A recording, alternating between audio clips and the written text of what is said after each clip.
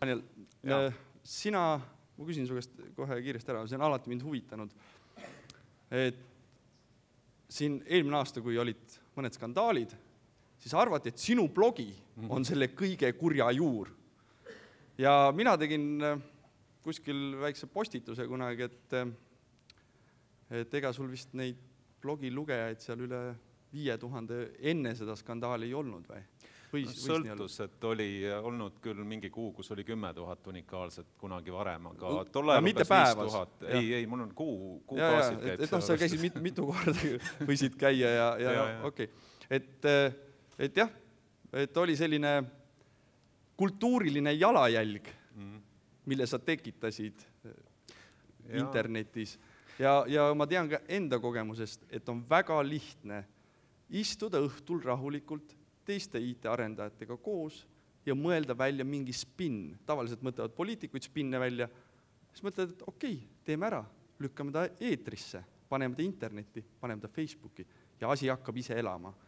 Kultuur kujuneb sinna ümber ja ei ole mingisugust salaorganisatsiooni või mingisugust erihuvigruppi kinni makstud inimesi, vaid lihtsalt ideede levik on tänu internetile väga hea ja ka teenuste kasutamine on tänu internetile väga hea. Ja selles on sul õigus.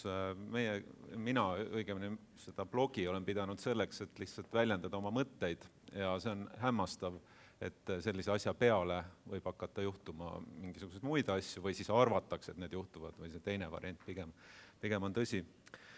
Aga enne kui ma lähen selle päris kultuurilise jalajälje juurde, siis ma tahaks lihtsalt kommentaariks öelda eelneva juurde, et tänapäeval on turundus arenenud hästi kõrgele tasemele ja kui turundus areneb koos tehnoloogiaga, siis on see koht, kus me peame olema natuke ettevaatlikud vaatamas, et mis asi on turundus ja mis asi on tegelikult see tehnoloogia ise. Ja üks sellistest näidetest on nii-öelda need targad lahendused. Et nende nimeks on targad lahendused ja ma arvan, et see on nagu turunduslik samm panna asjale nimeks tark lahendus või nutitelefon, smartphone, mida iganes. Ja sellest hetkest, kui selle nimi on nutitelefon, siis me isegi enam ei kõhkle selles, et kas see nutitelefon on rumal või mitte. Ja ma olen täiesti kindel ka selles, et see nutitelefon ongi mingites asjades hästi tark ja minust endast isegi targem, aga mind huvitab väga, et ta ei muutuks oma iseloomult, olles küll ise tark, millekski värdjalikuks, ehk ta ei hakkaks minu vastu tegutsema. Ja kui mul on taskus mingisugune ese, mis suudab mulle males mitu korda pähe teha, siis ma ei tahaks, et ta oleks väärtjas. Ja minu meelest nüüd need asjad, millest te rääkisite, kuidas mingi asi teeb hästi targalt midagi või aitab inimestel oma elu paremini seada, et minu meelest just see kasutajasuhete osa, see on nüüd nende rakenduste iseloomu küsimus, mitte tarkuse küsimus. Nii et minu meelest on hästi oluline, et meie e-teenused ei oleks mitte ainult targad, vaid et nad ei oleks ka väärtjad. Aga nüüd tulles oma teema juurde, siis hommikul ma vaatasin ajalehti ja seal oli üks pealkiri oli Postimehes läbirääkija või soojapuhur. Ja see pani mind mõtlema selle peale, et tehnoloogia kujundid või tehnoloogia metaforid on inimsuhteid peaaegu alati mõjutanud. Et kui me lähme kas või ajaloost tagasi, kas või ma ei tea, enne tulirelvade aegsesse ajastusse, siis inimsuhteid kujutati tihti selle läbi, et oli mingisugune väike inglikene vibuga, kes lasi meie südamesse noole. Ja kui ma hakkasin mõtlema igasuguste muude metaforide peale, mis samuti käivad inimsuhetega kaasas, aga mis pärinevad tehnoloogiatest, ma leidsin neid korraga tohutult palju. Ma leidsin näiteks, et mehaanika alusel me võime öelda, et inimsuhe võib puruneda, justkui nagu tükkideks minna. Võin leida, et kella näitel inimene võib pendeldada kahe suhte vahel. Või kui me vaatame aurumasinat, siis võidakse minna keema, võidakse auru välja lasta ja see ei ole mitte ainult kahe inimese suhtes, vaid see võib olla ka ühiskonnas niimoodi. Elekter, me räägime sädeme tekkimisest, pingete maandamisest, paljudest muudest sellistest asjadest. Keemia, võime rääkida plahvatusohtlikest olukordadest, mille all me tegelikult mõtleme inimsuhteid. Kui me räägime raadiomõjust sellele, kuidas me räägime omavahelistest suhetest, siis võime öelda, et kas me oleme samal lainepikkusel või me ei ole sellel samal lainepikkusel. Või kui me räägime küberneetikast, siis ütleme, et ka inimsuhetes on oluline tagasiside või arvuti ja siis me saame rääkida restardi tegemisest. Teeme oma suhetesse restardi, mida kuulsamalt kunagi esitles Hillary Clinton, kui Obama sai presidendiks ja ta saatis Venemaa välisministrile Sergei Lavrovile restart-nupu. Ja lõpuks, kui me võtame interneti, siis me saame rääkida network imisest, staatuse muutmisest, check-inist või ükskõik millest muust sarnasest. Ja nüüd üks teadlane David Edge kirjutas 74. aastal artikli, kus ta väitis, et need metafoorid, kui me võtame mingisuguse tehnoloogilise metafoori, ja me hakkame inimsuhetes nendest rääkima, siis nad hakkavad tegelikult ka meie suhteid kujundama. Ehk siis mingil imelikul kumbel inimesed arvavadki, et kui ma ütlen kellegi kohta sooja puhur või et ma kasutan suhtes neid samu tehnoloogilisi metafoore, siis ma tegelikult automaatselt näen ka teda selle sooja puhurina.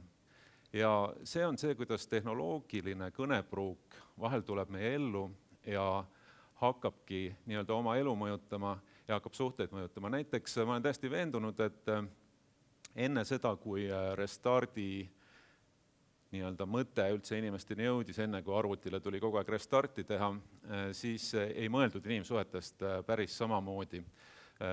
Ja kui nüüd selle restardi mõte veel, ma ei tea, paarkümmend aastat meie elus on, reset või restart, et alustame täiesti puhtalt lehelt, alustame uuesti nullist, et siis see tundub täiesti loomulik asi inimsuhetes mõelda. Ja inimesed hakkavadki nii mõtlema ja see mõjutab meie elusid, meie suhteid erinevate riikide vahel ja nii edasi ja nii edasi ja nii edasi. Ja kui me niimoodi mõtleme, siis inimesed võivad ka käituda nagu kokku jooksnud juhtmed või nagu see sama soojapuhuri juhtum, et siis tegelikult minu ainus võimalus temaga tegeleda on see, et ma lülitan ta välja või panen ta külmapuhuriks, aga ma ei näe teisi võimalusi. Eks see on see, kuidas metafoorid kujundavad nii-öelda ka seda, et mida me ei näe ja kus me võime hakata asjadest mööda vaatama. Ja samal ajal need samad rakendused, need iseenesest peegeldavad ka inimeste meeleolusid või hiljuti ilmus New York Timesis artikkel, kus võrreldi Tetrist Angry Birdsiga. Ja siis selles artiklis oli väidetud seda, et Tetris oli oma ajastu mäng. Ei ole juhus, et see kuskil 84. aastal leiutati just Nõukogude Liidus, kus inimene oli vastamisi näotu bürokraatiaga, sa ei näinud, kellega sa tegelesid, sa pidid ennast sobitama kuskile kandiliste kastide vahele ja kogu aeg niimoodi jebima, et saada endale mingisugune koht, otsima kuskilt defitsiitset kaupa või leidma nagu mingisugust asja, kuhu sobituda. Ja tõenäoliselt ühiskondades, kus inimesel on vähem võimalus midagi teha, on Tetris selline mäng, mida sa mängid. Samal ajal, kui me võtame Angry Birdsi, siis see on natukene nagu selline disruptive innovation või ma ei tea, kuidas seda eesti keeles öelda, et sa võtad mingisuguse, sul on mingi väike element, mille sa lennutad kuskile klaashoonesse, see hakkab kokku kukkuma ja see on mitmes mõttes sellise tehnoloogilise ajastu metafoor, mis meil praegu on, kus institutsioonid siis vastamisi rahva hulkadega tunnevad ennast üsna ebamugavalt, sest et, ma ei tea, tulles tagasi selle memokraadi näite juurde ja Angry Birdsi juurde, siis kunagi oli tõesti selline hetk, kus Angry Birds oli just tulnud ja ma olin seda 2 nädalat mänginud. Ja ma jätsin selle mängimise järele sel momendil, kui ma kujutasin ette, kuidas ma memokraadi järgmist postitust kirjutades, et see postitus on nagu mingisugune Angry Birdsi lind, mis lendab Postimehe peamaja suunas ja tabab seda, sest ma tol ajal kirjutasin hästi palju meediakriitikat. Ja ma sain aru, et see hakkas mind mõjutama minu enda elus. Ja nendest mõjutamistest veel, et esimest korda ma üldse hakkasin kultuurilise sellise või käitumusliku jalajälje peale mõtlema siis, kui ma aastaid tagasi ühe sõbra pool mängisin ühte mängu, mille nimi oli Wreak Havoc, mille mõte oli siis see, et sa sõidad autoga ja sa pead tekitama võimalikult suure liiklusavarii. Ja me mängisime seda terve õhtu ja siis, kui ma pärast autorooli istusin ja mööda Liivalaia tänavat koju sõitsin, siis ma kogu aeg kalkuleerisin neid trajektoore, et kuidas ma saaksin tekitada võimalikult suure liiklusavarii. Ehk siis nendele asjadel, mida ma tegelikult tahan öelda, lihtsalt see, et neil on mõju. need mõjud ei ole nii lihtsad, nagu ma siin nagu mõne minutiga saan rääkida ja nii edasi, aga oletame nüüd, et me oleme nagu nii kaugele jõudnud, et me saame öelda, et kuidas me kasutame mingeid rakendusi, et sellel on mõju meie igapäevasele mõtlemisele. Ja kui sellel on mõju meie igapäevasele mõtlemisele, võib-olla sellel on mõju ka näiteks sellele, kuidas me ühiskonnas oma asju korraldame. Ja minul isiklikult on päris mitu sellist asja, mille puhul mul on tunne, et mina tahaksin neist eemal olla. Ja üks neist on näiteks Instagram. Üks põhjus, miks ma tahan Instagramist eemal olla, on see, et ma kunagi lugesin Susan Sontagi raamatut, mille nimi on Photography, ja tema hoiatas sellise asja eest nagu, et kui sa teed kogu aeg pilti kõigest, mis su ümber on, siis on sul oht sattuda turistiks iseenda maailma. Ja mida see põhimõtteliselt võib tähendada, see on ilmselt see, et sa nagu defineerid või kõik asjad on sinu jaoks reaalsed ainult siis, kui sa oled neist pilti teinud. Ja nii sa oledki see turist, kes nii-öelda kogu aeg esitleb ennast ja kogu oma olemust ja niimoodi läbi mingisuguste vaatamisväärsuste ja nende tekitamisega oma ellu. Aga see võtab ka aega, kui sa seda teed. Ja järelikult võib juhtuda, et sa seda oma igapäevast elu tegelikult ei ela. Ja ma ei taha sellega öelda, et Instagram on halb, aga mul on tunne, et oma nagu sellises sõltuvust tekitavas iseloomus ta võib olla, tema jalajälg võib olla suur. Ja teine asi on see, et kas me üldse saame seda jalajälge Instagrami puhul kuidagi vähendada, sest inimestele ju nii meeldib sellist asja teha, et nad nagu kogu aeg pildistavad. Ja siit tulebki veel üks asi. Tihtipeale, kui see nii-öelda tehnoloogia alustab, vähesed teevad neid pilte, vähesed panevad üles, siis see tundub süütu. Ja kui kõik inimesed seda teevad, siis võib juhtuda, et ühiskond muutub ja me hakkame millestki olulisest mööda vaatama.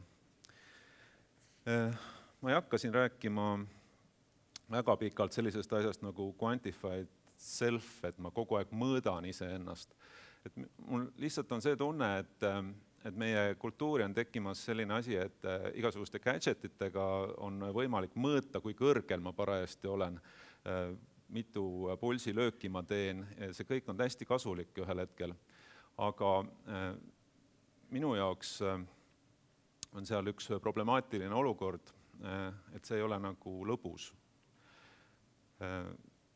Selles on puudu mingi asi, mida nimetatakse, ma ei tea, kas vabaks meeleoluks või flow'ks või milleks iganes. Ja et sellest nagu paremini aru saada, sest paljud inimesed vaidlevad minuga, ütlevad, et see on lõbus, et ma võistlen teistega, et kas ma olin täna rohkem kõrgemal kui sina või tegin rohkem samme kui sina või nii edasi. Sellest rohkem aru saada, siis kultuuriteoorias on tegelikult lõbul on hästi mitmeid erinevaid tähendusi. Ja see lõbu, millest räägitakse selle konkureerimise puhul, on üks lõbu, mille nimi on agon. Roger Galois oli üks teadlane, kes niimoodi nagu lahterdas.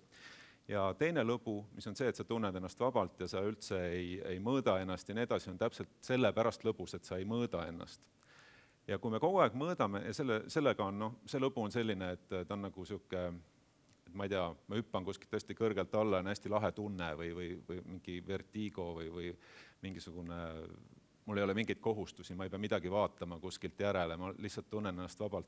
Ja vot seda lõbu ja see pidev mõõtmine ühel hetkel võib hakata vähendama. Ja see ei ole nüüd etteheide, et kuidagi, et kõik ärge tehke seda, vaid ma tahan lihtsalt juhtida tähelepanu, et vahel, kui meil on kõik need targad seadmed ja nii-öelda asjad küljes, et siis me võime hakata ära unustama, mismoodi võis olla teistmoodi lõbus kunagi. Aga kogu see mõte, miks ma seda presentatsiooni täna pean ja kui meid kutsuti, siis ma ise pakkusin selle teema välja kultuurilise jalajälje osas, on tegelikult palju tõsisem. Need olid lihtsalt ühed sellised natuke naljakad mõtted. Eestis on üks rakendus või hunnik rakendusi, kuidas seda nüüd võtta, mis on suhteliselt efektiivselt tapnud meie sõnavabaduse. Ja kui me kuulame Eesti poliitikuid, nad millegipärast kurdavad kõik, et miks me oleme nii negatiivsed, siis tuleb jälle keegi ajalehes, võtab sõna, ütleb, miks me oleme nii negatiivsed. Siis tuleb president, ütleb, et ei tasu olla nii negatiivne.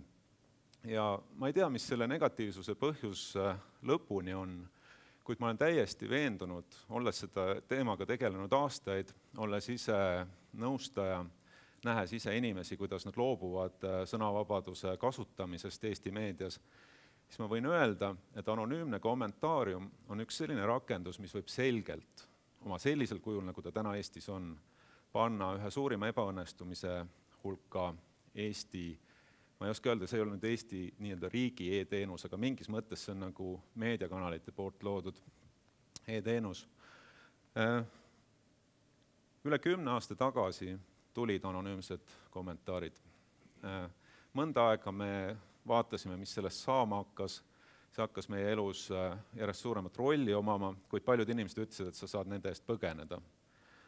Iseenesest täna on näha, et sa ei saa selle eest põgeneda. Ka minu kohta, kui on mingisugune kommentaar, siis tihtipeale mingi sõber ikka saadab selle mulle, et kuule vaata, et päris hullult panevad seal. Või siis sul on ema Antslas või kuskil, kelle jaoks on hoopis teise kaaluga, kui öeldakse sinu kohta mingisugune suhteliselt ropp asi. Ma just mäletan, et kuskil 2000-ndate keskel hakkasid meediakanalid rääkima sellest, kuidas nad hakkavad vähendama seda nii-öelda probleemi seal. Eile läksin seda kontrollima. Mõtlen, kas mul on siin kuskil. Kellegi kohta öeldi, et ta võiks oma isa imeda. See oli reaalne inimene. Teise kohta öeldi, et situb püksi kuusepidamisest rääkimata. Eesti, üks oli Delfis, teine oli Õhtulehes. Ja kui te nüüd ütlete, et selle rakendusel pole mingisugust mõju sellele, kuidas meie ühiskond nii-öelda sõnavabadust kasutab, siis ma võin tuua kahjuks, mitte nimeliselt, aga ma võin tuua hästi palju näiteid sellest, kuidas ma tean, et inimesed ei taha esineda meedias, sest nad ei taha saada sellist tsensuuri nii-öelda endale kaela. Nii et me näeme ühest küljest, kus on tulnud selline hea tahe ja lootus, et me teeme ühe laheda asja, selle asja nimi oli algul kollektiivne aju. See pidi arendama meie demokraatiat ja me näeme, kuidas ta tegelikult tänasel päeval lõhub seda. Ja olles nüüd muidugi meediakommunikatsiooni inimene, ma ütlen, et see probleem võib-olla on tõsisem, kui paljud teised seda arvavad, et ta on. Aga ma ütleksin nii, et riik ongi väga palju koos seisev asi sellise inforuumi kvaliteedist. Sellest sõltub tohutult palju, milliseks me muutume. Ja kui juba väikesed rakendused mõjutavad meid palju, siis selline igapäevane rakendus, mis on nagu ümber meie pidevalt toimiv ja mõjutab meid kindlasti rohkem. Ja nüüd lõpetuseks, et mitte öelda, et ma oleks kuidagi anonüümsete kommentaaride vastu, siis minu enda meelest, ka minu enda blogis need toimivad üsna hästi. Ma pean haruharva mõnda neist blokeerima, kuna ma näen, et tegemist on inimesega, kes on spetsiaalselt tulnud teisi ründama. Neid inimesi on ainult hästi vähe, ma tean neid isegi põhimõtteliselt, kes nad on. Et ma näen, et see väärtus, mis võib tulla tegelikult sellest anonüümsest kommentaariumist, on tohutu. Kui see on nii-öelda õigesti ellu viidud. Või kui me vaatame nagu projekte nagu Hooandja, mul endal õnnestus Hooandja üks projekt hiljuti läbi teha. See on natuke sarnane printsiip, aga tema selline loov jalajälg, ta on toonud Eesti inimesteni, nad saaksid teha mingisuguseid kultuuriprojekte, on toonud juba mingisugune 70 000 eurot vähem kui aasta jooksul. Et see on tegelikult sarnane arhitektuur, samasugune põhimõte ja ta loob väärtust, ta loob koostööd, ta loob igasuguseid asju. No ma ei tea, kuidas läheb rahvakoguga, ma tõesti väga loodaks, et sellega läheb hästi. See on samuti asi, mille puhul on rakendatud minu arvates küllaltki hästi seda sama nii-öelda inimeste võrgustunud teadmiste jõudu. Nii et kindlasti ei tasu nüüd sellest võtta, et ma räägin kommentaariumi vastu, vaid ma räägin selle praktika vastu, kuidas seda täna tehakse ja ma ütlen, et selle jalajälg on palju suurem, kui võib-olla osatakse näha. Suur tänu, Daniel!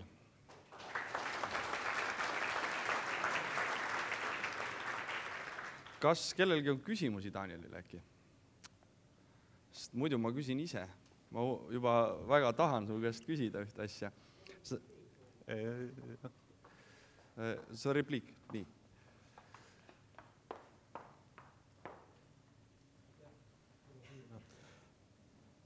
Võib rääkida, et sinu suust on ka ikkagi natukene kurb kuulda, et sa ikkagi veel räägid, et riigist kui tegijast või tasandist, et ma loodan, et sa oled ikkagi ka kursis Ülo Vooglaiu pöördumistega ja ma täiesti toetan seda, et riik on ruum, nagu ka omavalitsus on ruum, nagu ka kodu on ruum, kus inimesed tegutsevad, ei saa keegi peale meie inimeste endi siin midagi teha. Nii et see oleks niisugune hea, kui me selliselt hakkaks juba mõtlema, siis kaovad ka enamus neid probleeme, millega me pead vajame tulevikus ära. Aitäh. Aitäh.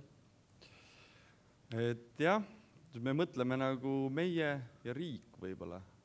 See tegelikult, ma arvan, et ma ise ka vahest mõtlen niimoodi. Et ma ei mõtle, et ma olen riik, vaid et riik on kuskil seal. Ma küll ei näe, kuidas see minu ettekandega praegu seondub, et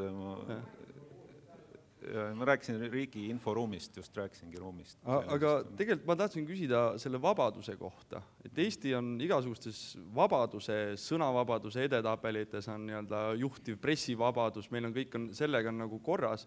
Ja samas sina rääkisid jälle sellest, et kuidas see mingis mõttes see vabadus hakkab kuidagi vabadus internetti kasutada. Selge on see, et me kõik oleme harjunud e-teenuseid kasutama, me oleme eestlased ongi IT-rahvas või vähemalt me nii tahaksime uskuda.